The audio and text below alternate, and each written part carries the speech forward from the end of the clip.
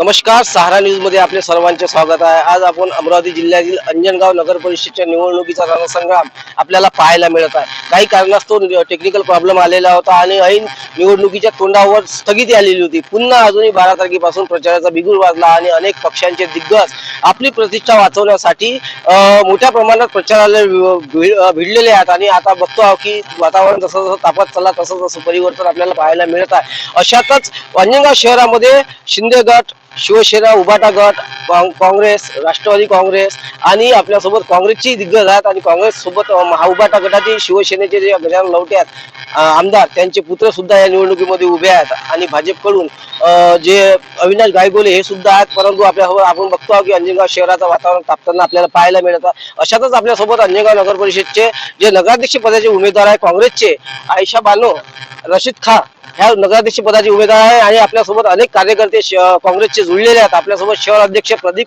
देशमुख हे सुद्धा आहे आणि आज प्रत्येक काँग्रेसचे जे कार्यकर्ते आहेत ते खांद्याला खांदा लावून आपल्या नगर परिषदेच्या निवडणुकीला सामोरे जातात। आपल्यासोबत शहर अध्यक्ष आहेत काँग्रेसचे, आपण त्यांच्याशी थेट संवाद साधणार आहे। काय सांगाल, आपण बघतो आहोत की आता निवडणुकीच्या ऐन तोंडावर स्थगिती आलेली होती आणि आता हे म्हणजे जवळपास 10 दिवस स्तब्ध होता, परंतु आता त्या 10 दिवसात अनेक समीकरणं बदलू शकतात आणि आपण बघतो आहोत की काँग्रेस ही हा सध्या प्रचारामध्ये आघाडी घेत आहे। आता आपलं विजन काय राहणार निवडणुकीला सामोरे जात आहे, आपण काय विजन राहणार आहे विकासाच्या बाबतीत? आपण अंजनगाव शहराचा विकास पाहिलेला आहे आणि अनेक प्रॉब्लेम आहेत या शहरामध्ये, काय सांगा या संदर्भात?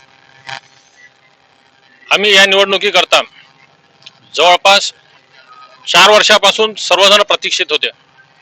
आज ह्या प्रतीक्षेचा अंत झाला।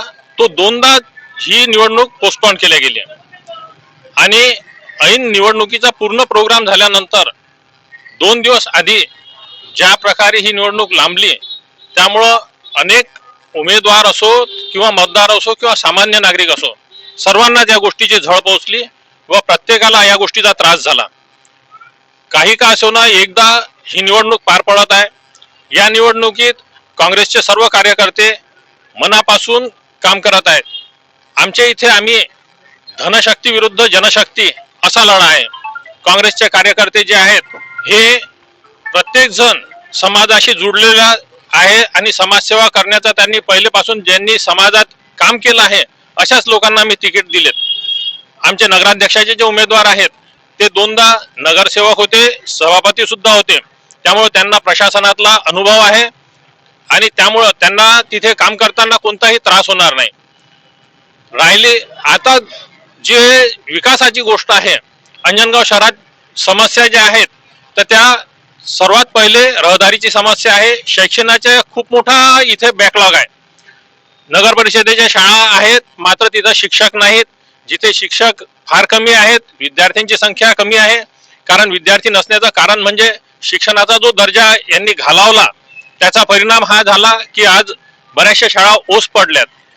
जर शिक्षणाचा दर्जा चांगला असला तर लोक चांगल्या शाळेत विद्यार्थी घालतील। 10,000 जिथे पगार आहे त्या शाळेत जाण्यापेक्षा जिथे 1 लाख पगाराचे प्रशिक्षित शिक्षक आहेत तिथे लोक आपल्या विद्यार्थ्यांना प्राधान्याने देतील।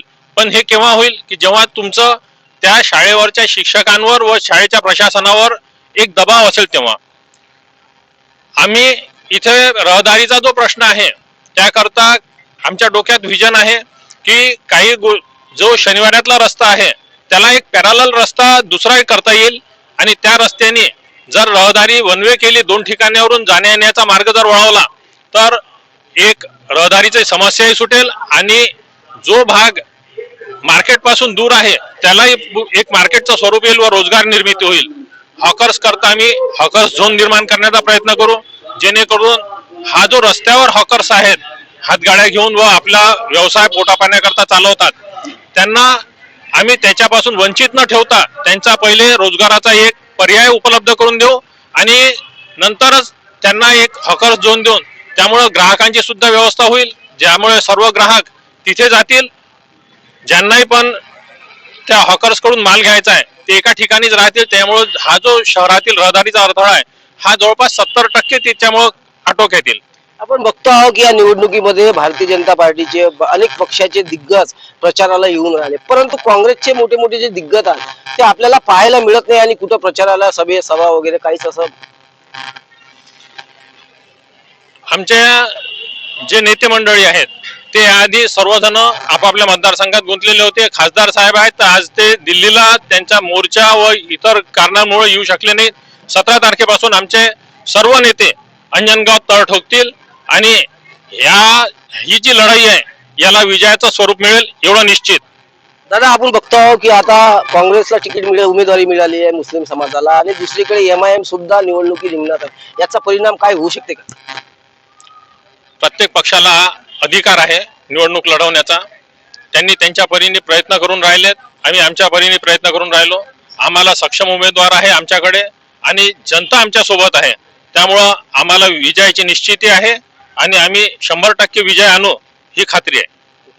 आपण बघतो आहोत की निवडणुकीच्या आल्या आणि नेतृत्व सांभाळणारे आपल्याबरोबर शहनाज भाई आहेत आणि शहनाज भाई यांचेच काकू या निवडणुकीला उभे आहे. क्या शहनाज भैया, क्या आप प्रचार की धुरा आपने हाथ में ले लिया, क्या आपका विजन रहेगा चुन के आने के बाद? जी, पहले तो मैं कांग्रेस पार्टी का शुक्रिया अदा करना चाहूँगा कि उन्होंने पूरे ज़िले के अंदर 4 मुस्लिम उम्मीदवारों को टिकट दिया है. इसी के लिए मैं कांग्रेस का शुक्रिया अदा करता हूँ. अब उन्होंने हम पे यहाँ विश्वास बताया है तो हम भी उस पर पूरी तरीके से खरा उतरने की कोशिश कर रहे हैं. और मैं अंजनगांव के सभी समाज का शुक्रिया अदा करना चाहता हूँ जो कि हमें भरपूर हमारा साथ दे रहे हैं. हमारी इस लोकतंत्र की लड़ाई में अगर हमें नगर अध्यक्ष पद पे ये सीट मिलती है तो हम अंजनगांव के तकरीबन सबसे पहले शिक्षा पे काम करना चाहेंगे, क्योंकि यहाँ एक शिक्षा का बहुत बड़ा मसला है. यहाँ की जो इस नगर परिषद के अंतर्गत जो स्कूलें हैं उस पर काम करने की बहुत अभी आवश्यकता है, बहुत ज़रूरत है. नगर परिषद के स्कूलों के रोस्टर अभी तक यहाँ क्लियर नहीं है.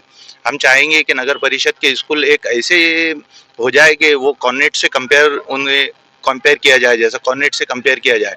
और दूसरा यहाँ पे एक बेसिक चीज़ों में सबसे बड़ा मुद्दा है पानी. यहाँ पे अभी गली मोहल्लों में बहुत से लोग बेसिक चीज़ से पानी से उलझ रहे हैं, जो जैसे इन्हें नल का पानी बराबर प्राप्त नहीं हो रहा है.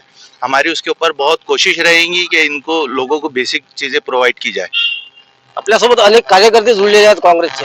काय सांगा या निवडणुकी संदर्भात? आपल्यासोबत काँग्रेसचे कार्यकर्ते आहेत कलीमभाई, त्यांच्याशी आपण संवाद साधणार आहोत. आपने अनेक चुनाव देखा होगा, ये भी चुनाव आपके इसमें अभी पहली बार नगराध्यक्ष पद के लिए उम्मीदवार दिया है. क्या चुनाव का ये रहेगा? चुनाव का बहुत अच्छा माहौल है. पहली बार हमारे कांग्रेस पार्टी ने मुस्लिम उम्मीदवार को टिकट दिया है, इसलिए पूरे मुस्लिम समाज में बहुत ज़्यादा इसकी खुशी है और सभी समाज के लोग हमको सपोर्ट कर रहे हैं. इंशाअल्लाह हमारी जीत पक्की है और 100% हम चुन के आ रहे हैं, ऐसी मेरी बोलना है. आपण बघतो आहोत की कार्यकर्त्यांच्या मनामध्ये उत्साह आहे आणि मुस्लिम समाजांनी काँग्रेसचा आभार मानलेला आहे. कारण अनेकदा त्यांची नाराजी होती की बा काँग्रेसकडून आमच्या इकडे व्होट घेतला जातो परंतु आम्हाला उमेदवारी दिल्या जात नाही. त्यामुळेच आज या जिल्ह्यामध्ये जवळपास 4 नगरपालिकेला काँग्रेसने मुस्लिम बांधवांना उमेदवारी दिलेली आहे. आणि अशातच अंजनगाव शहराला आयशा बानो रशीद खान यांना नगराध्यक्ष पदाची उमेदवारी दिलेली आहे आणि निवडणुकीला सामोरे जाता वातावरण तापलेलं आहे. आपल्याला पाहायला मिळतं की प्रत्येक पक्षाचे दिग्गज आपल्या पक्षाची विजयासाठी त्यांनी आपल्या हे पणाला लावलेले आहे. आता अशातच आपल्यासोबत अनेक दिग्गज इथे उभे आहेत आणि त्यांनी सुद्धा सांगितलेलं आहे आणि त्यांनी आभार व्यक्त केलेला आहे. आता नेमकं यामध्ये आता निवडणुकांना यश कोणाला येईल हे याच्याकडे जनतेचे लक्ष लागणार आहे. सारा समाजासाठी रुपेश फरकुंडे, अमरावती.